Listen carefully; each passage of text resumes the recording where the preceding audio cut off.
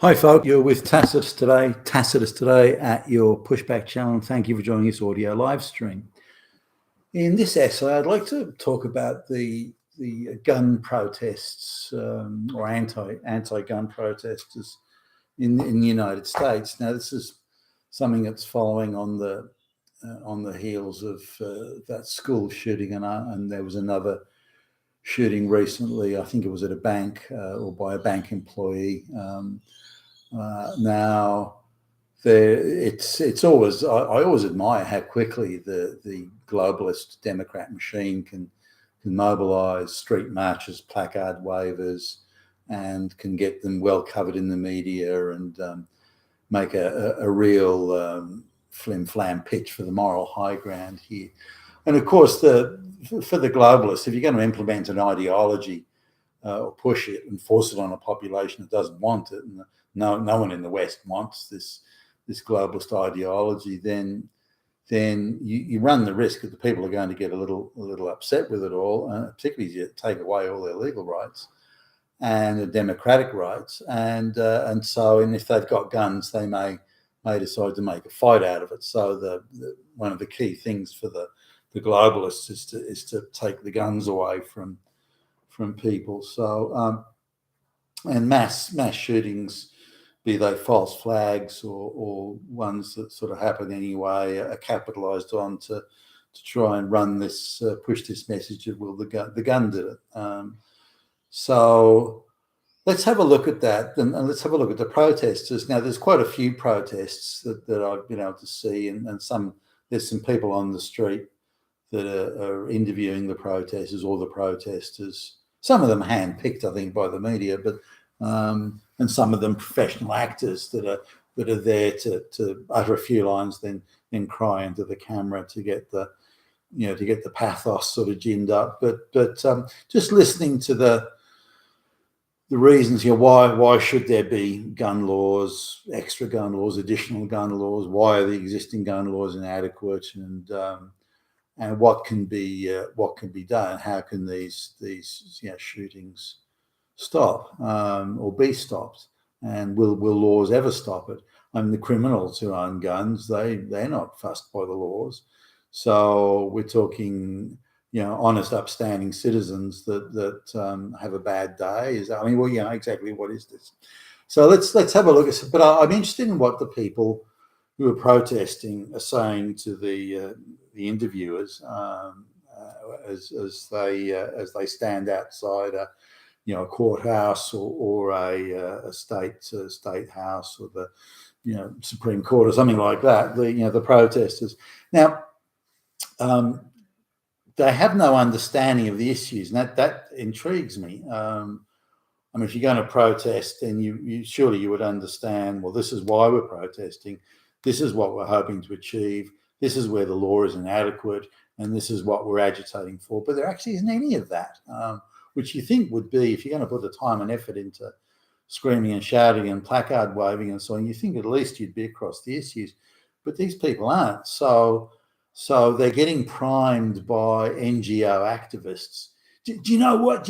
Anyone can just go into any shop, into a candy store, and just go into a candy store and come out with a bazooka, with an assault rifle carrying 1 million rounds that's going to kill little babies dressed in pink. You just go any shop, anywhere, anytime. No one asks any questions. There's never any checks. That's why that's why we have to take guns away, because of all the bad people.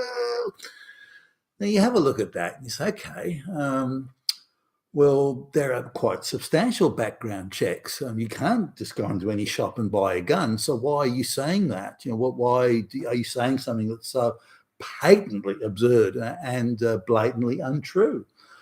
Oh, well, the lady from the NGO, when we were going in for our little sort of briefing and being handed our placards and our free drink and sandwiches, she said that's how it is. You can just go into any shop anywhere at any time and buy an assault rifle to kill little babies. And that's what she said. Well, do you think that's possible? Oh, I suppose. Have you ever seen guns in in a candy store? Or have you ever heard of it? Oh, I haven't, but that's what the lady said. And when she was telling us about it, she started to cry. So it must be true. Okay, all right then. So anyone can go into any shop at any time, anywhere, and buy an assault rifle with no ID, no background check, no anything. Okay, well, that's not happening anywhere. And then another favourite is, well, maybe you can in this state, but you could cross state lines. Cross state lines, like Kyle Rittenhouse did. Cross state lines, and you can get it in the next. You can get it in any shop. You can even get it in a gas station. If you want to buy 1,000,000 guns, you can just get them straight away. No, you can't. Actually, the laws are even tougher in the next state. Oh, it doesn't matter. Are you a Nazi? So you can't. They have no understanding of the issue. What's an assault rifle? It's like a rifle that it kills people. It's used by Nazis. So again, they don't understand sort of anything about the issues of the very substantial background checks and licensing and procedures and processes that are in place. Already, and always being tightened up.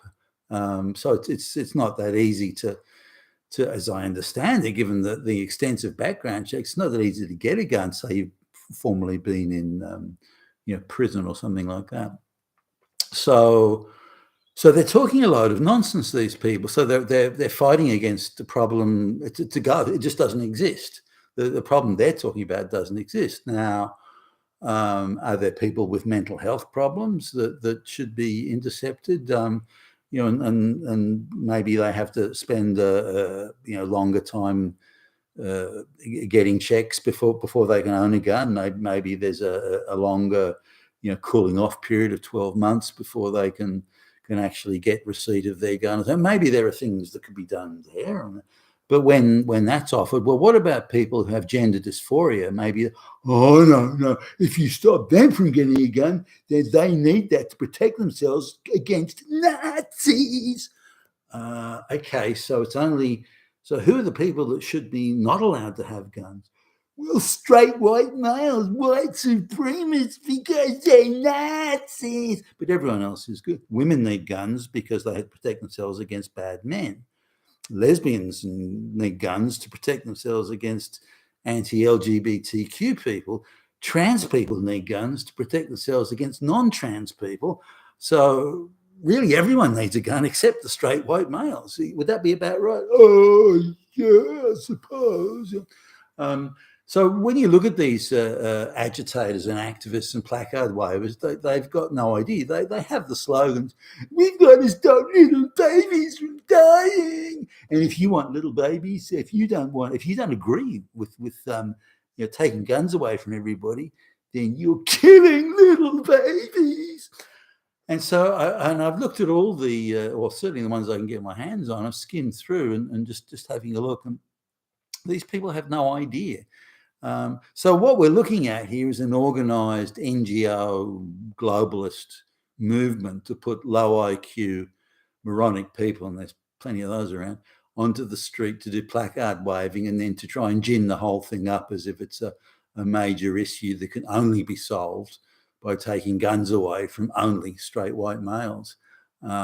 Goodness me, this wouldn't be a globalist play or anything, would it? You're being a tacit today, your pushback channel, and thank you for listening.